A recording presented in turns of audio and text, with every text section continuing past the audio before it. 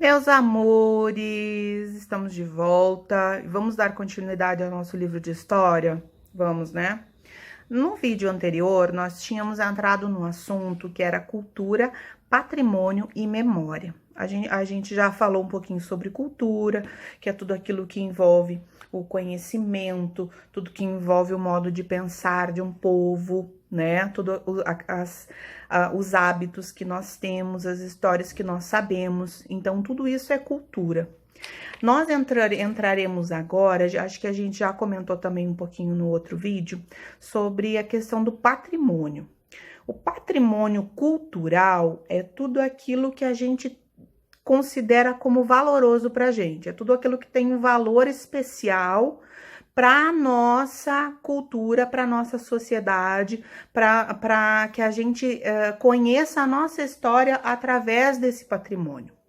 Então, o patrimônio ele é dividido em três. É o patrimônio material, o patrimônio imaterial e o patrimônio natural. O patrimônio material, a gente já comentou também um pouquinho sobre isso no vídeo anterior. Patrimônio material é tudo aquilo que a gente pode pegar. Um grande exemplo de patrimônio material são os museus. Os museus, eles concentram vários artefatos, concentram coleções de livros, quadros, pinturas, esculturas, todas manifestações de arte que carregam a nossa cultura, né? Por exemplo, também, sobre patrimônio material são as cidades históricas. Quem já ouviu falar de Ouro Preto, que é uma cidade em Minas Gerais, que é um patrimônio cultural? Por quê? Porque as casas são muito antigas e aquilo conta a história de como as pessoas moravam no início, quando chegaram naquela cidade. Então, patrimônio material é aquilo que a gente pode pegar, é tudo aquilo que é palpável para a gente. Patrimônio imaterial é tudo aquilo que a gente sabe, que a gente aprende, são as práticas que a gente adquire com as pessoas, com a história que elas nos contam, com os exemplos que elas nos dão. Um exemplo de patrimônio imaterial são as danças, o frevo. Quem é que já ouviu falar sobre o frevo? Aqui no Rio de Janeiro, um dos patrimônios culturais imaterial é o samba, que o carnaval é um movimento cultural muito forte aqui no Rio, não é?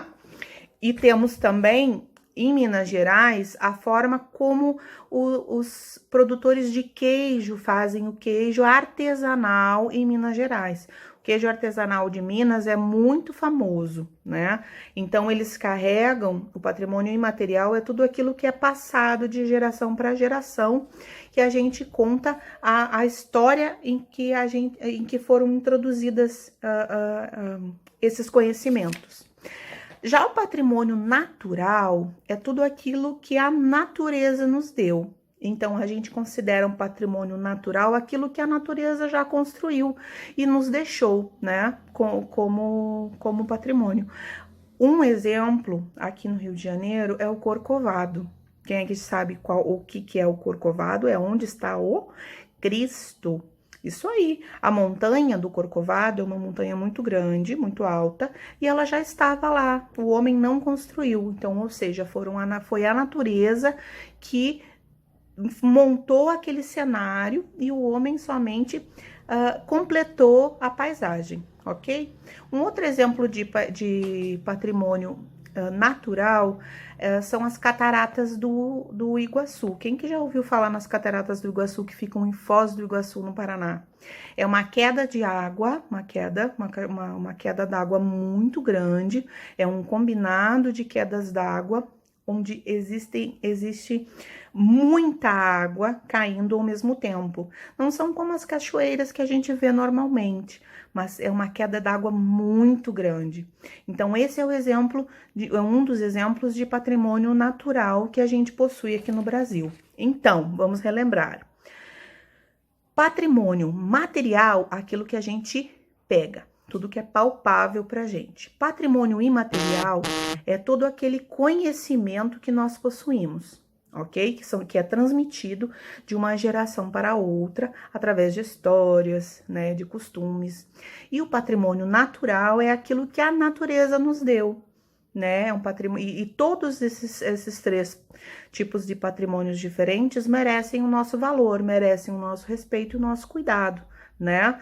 Porque a gente precisa preservar para que outras gerações, assim como a nossa, como a de vocês, possa ver e desfrutar desses patrimônios também, ok? Agora a gente vai fazer um pequeno exercício, bem pequenininho, tá bom? O livro tá bem fácil e qualquer dúvida, só chamar que a tia responde, tá bom? Boas atividades, um beijão!